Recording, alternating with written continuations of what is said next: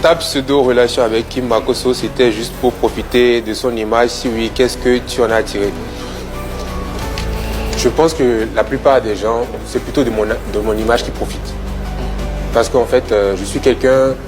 je sais comment faire pour apporter de la lumière sur des projets. Je ne vais pas vers quelqu'un sans avoir quelque chose. En fait, et aussi, je dirais, je fais en sorte aussi que ce soit gagnant-gagnant. Du moment que nous deux, on gagne, ça va. Moi, c'est une question que les gens ont l'habitude de me poser et tout, et ça me... Mais moi, j'avais un souci hein, quand on préparait cette émission, ouais. Sur le mot pseudo, tout le monde était d'accord pour dire que ça pouvait être une pseudo. Moi j'y ai cru. Qu'est-ce qu'on retient de cette relation-là? C'était une vraie relation ou pas? Bah ça, je pense que c'est... Si tu as cru, c'est que genre, on est fort quand même. Ou bien. Parce que ça veut dire que c'était pas une vraie relation. Parce que je pense que moi, personne n'a jamais vu Axel afficher sa relation sur Internet ou je sais pas quoi. Donc nous, on était en train d'afficher qu'on appelle un savoir-vivre ou bien un bon, comment je vais dire, un bon délire, tout simplement. Je pense que moi, vous avez jamais vu Axel dans les trucs d'insultes ou genre les clashs où genre je t'insulte, tu es ci, tu es ça, on se met en live. Non, moi c'est, si je me mets dans un truc, c'est que c'est un truc qui est beau, c'est un truc qui est joli. Ça a été donc une collaboration. Qu'est-ce que toi tu y as gagné? Je pense que directement j'ai gagné un peu plus de visibilité par rapport encore à ma musique aussi. Et de l'autre côté aussi, elle a gagné de la visibilité par rapport à son business, par rapport à son maquillage. Parce que même le clip Kimi, directement, on voit en fait le logo. C'est un coup de pub. Exactement. Mais finalement, ça se termine mal. Est-ce que ça, c'était dans le scénario?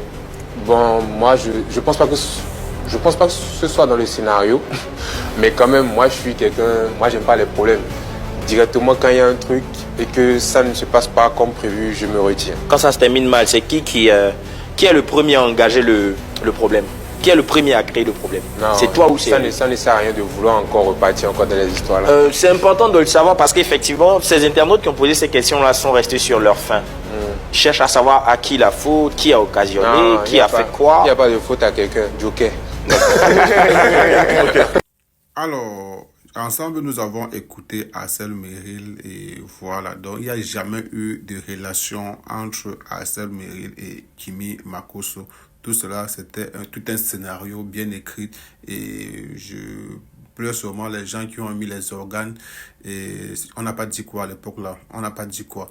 Bref, donc j'espère que aujourd'hui, prochainement, dans certaines choses, avant de mettre son pied et sa tête, sachez donc que parfois, tout ça, c'est le buzz. Donc, comme a dit Axel Merrill, ça a profité à lancer sa carrière. Et aujourd'hui, je pense que Kimi aussi a une grosse cote de popularité, notamment sur la plateforme TikTok. Je pense qu'il y a près de 2 millions d'abonnés en seulement 2 ans. Donc, pour moi, je me dis, Axel aujourd'hui, il part à près de 7 millions d'abonnés. Dans les deux, c'était gagnant-gagnant. Mais maintenant, nous, alors, qu'est-ce qu'on gagne dans ça? On a gagné les injures, on a gagné les clashs, on a gagné... bon, chacun a dans tous les sens. Il y avait les camps de Axel, les camps de Lolo Beauté. Bref, en tout cas, juste pour vous dire que prochainement, dans les choses, mettez moins d'organes.